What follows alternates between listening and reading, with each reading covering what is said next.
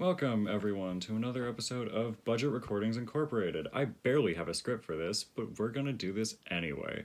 This is my mascot. He's here because I wanted a static image, and I just am not a static image. I am Zephyr, and today we're kind of exploring into a topic that I've been researching nonstop for the past month and a half-ish. It's fascinating, it's revolutionary, it's terrifying, and it's super future-y and stuff. Nanotechnology is cool, and a lot of people don't understand it, so let's get into that. It is reshaping science, medicine, energy storage, the environment, and so much more in ways that honestly we cannot truly imagine because it's just so tiny.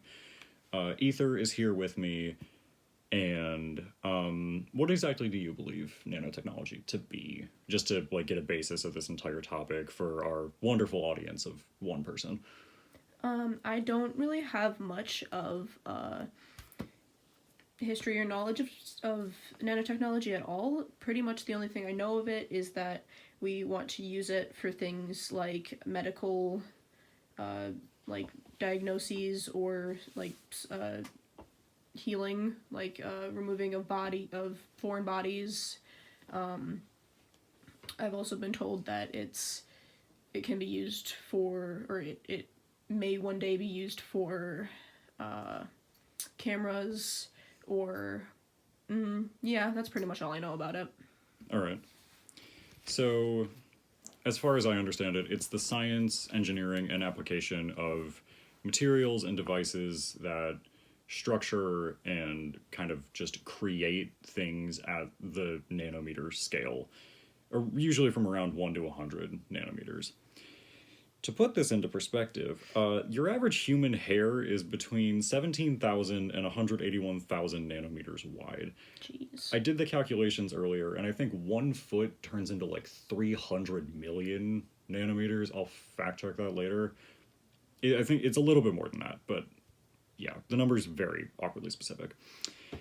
So, nanotech's just the study of very, very small building blocks of our universe. Not atom small, but if you take a meter stick and you are comparing atoms to that, nanotechnology is about the halfway point. As long as we ignore all the biological and physics-based and geological and geographical and astrological studies of our universe, nanotech is the study of our universe. This area of study allows us to manipulate things at such a small level, and it's really cool. It's weird, but it's cool. So, Eth, what are some of the things that you'd like to see done with nanotech? I know you mentioned a couple earlier, but... Yeah, I pretty much just really hope that one day we can use it to, have it inside of, our bloodstream or other parts of our body in order to remove, bacteria and sicknesses. I've heard that they want to be able to use it to fight cancer as well, and just it would be really cool if we could have little tiny bots that could monitor our daily life and make sure we're healthy. That actually brings me exactly to my next topic of applications in medicine. So, yeah, medicine, nanotechnology. This seems like a very, very futuristic concept. We have been using nanotech in medicine for over 2 decades. Wow. A lot of people do not know about that because it just seems like it kind of just appeared one day. And it's no, we've been using this since the 90s. Or it's been theorized to be used since the 90s. We've been using it pretty much since I was born. Which, 2005, so yippee.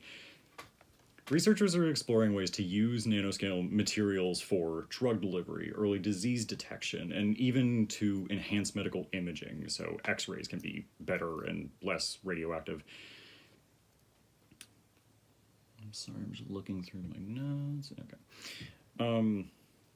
This also has been used in a lot of cancer imaging technologies with, it essentially has redone the entirety of the diagnostic field. I don't know what the exact name of it is right now, but it's just like the study of diagnosing diseases. And it's really cool. I wish I did this more formally where I wasn't just geeking out about how cool it is, but it's yeah. Anyway, That's the fun of the podcast. that's the fun of the podcast. Can you think of any other applications for nanotech? And if so, what? Well, I guess I was mostly just thinking of nanotech as in, like, nanobots, but now you've made me think more about, like, other types of nanotech. So I was kind of just curious about that, about, like, what other types of nanotech exist. I mean, you mentioned that, like, nanotech can be implemented into other technology, like you said, radiology Yeah. and stuff like that. So I kind of just want to know more about, like, nanotech that's not nanobots, Fair. because I haven't heard about anything that's not just nanobots. Well, my next segment was on electronics, but I guess I can't go further into that. So, if you've read the science fiction book Scythe, that talks a lot about nanotechnology applications in these things called nanites, which are basically the same thing. It's just a shorter The little way of saying. nanobots. Yeah, those injected painkillers, and a lot of like active injecting painkillers when pain is first felt has been theorized in so many different works of science fiction, which I think is also part of the reason why people think this is so futuristic and far off, when it's like, we can do this like now. I mean, there's ethical problems. There's so many ethical problems, but we'll get to that later.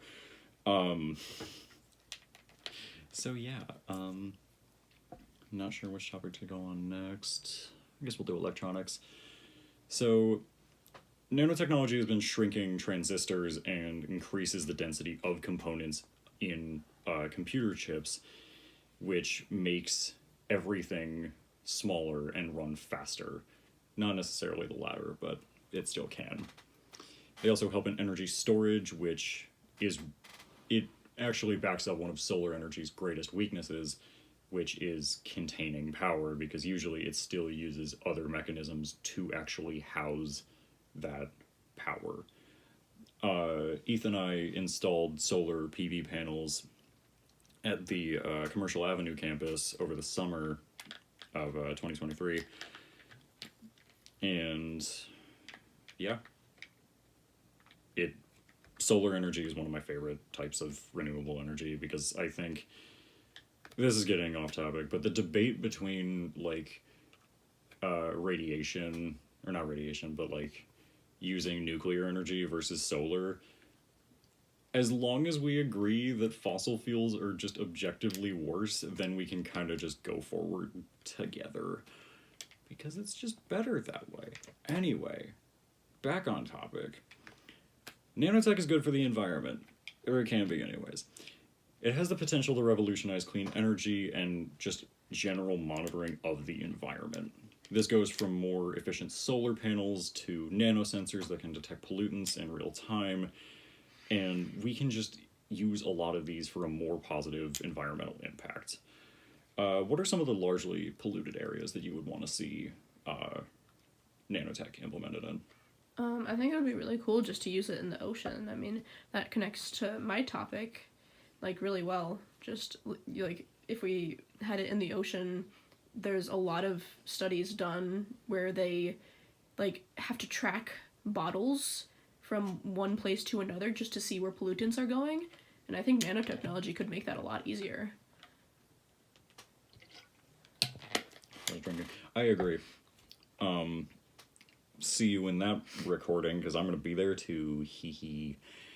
That's not on the script, but I'm saying it anyways. Anyway, yeah. Ethics.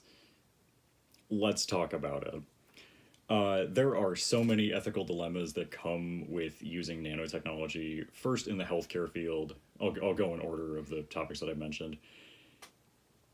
if you think people don't trust the healthcare system now because of incidents like the Tuskegee studies and general mistreatment of care, specifically of minorities and women, it gets so much worse. Could you explain to us what the studies are? The Tuskegee? Tuskegee is when I don't remember which, it was one government funded study gave, I think it was syphilis to like 40-ish black men back in like I think it was the 40s or 50s. I don't know. Let's look it up.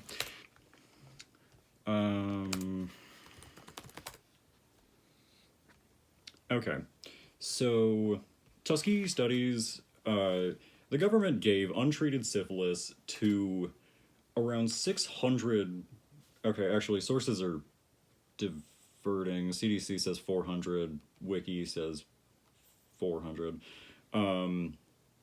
They gave a bunch of black men untreated syphilis everywhere between the 30s and the 70s, and a lot of them died. And it was, let's see, informed consent was not collected. So yeah. Yeah, I could see why that would cause distrust. That study alone has caused so much distrust in the African American community and the healthcare system, even though it ended like 50 years ago. But some of its effects are still like very prominent today. Nanotechnology is taking our current, like, people don't trust vaccines because of Tuskegee, and nanotechnology is taking vaccinations and things inside of our bloodstream to a whole nother level. Manipulating matter at the nanoscale just needs so many considerations for unintended consequences, general safety, potential misuse. There are also a bunch of sci-fi films about this. I could probably list so many of these as sources, but, none of them are real. Some of the main problems with the environmental one are the sensors being hacked into by general civilian people, like people. People. And then they have basically unseen cameras that they can use to monitor whatever they feel like.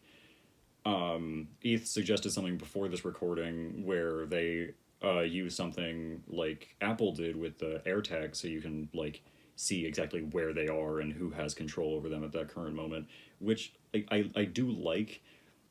But if they find out some way to take that off or take out that sensor, I don't know what we would be able to do. Yeah, I mean, even the Apple tags now like have been used for a lot of bad, and even with that, yeah, that even with that safety measure, the Apple tags have been used for a lot of bad. Yeah. But yeah, and the funny part that has nothing to do with Apple tags, this recording, this podcast was supposed to be 3 minutes. We are now going on 13 minutes. Hi, Natasha. I hope you like our podcast. Please give me extra credit for going over time. Thanks. Yeah, this basically concludes our whole journey into nanotechnology. It is fascinating. It is terrifying. There are so many applications for it, but the ethical issues need to be understood by everyone who works with it. And this is where a lot of the scientific communications aspects, wink, are being used to understand why we need to understand these. Okay, now back on script. A special thanks to our listeners for joining us today. If you enjoyed this episode, be sure to subscribe and don't forget to leave a review, or else we'll find ya. Until next time, I'm Zephyr, signing off for Budget Recordings Incorporated. Small note, we are still unfunded and unaffiliated with any corporations. If someone would like to sponsor us, I want a McChicken. Anyway, Ether, thank you for joining me today and talking about random stuff. Yeah, of course. And to our viewers, stay curious, watch for deer, and please, please, please give me a good grade for this. Okay, bye.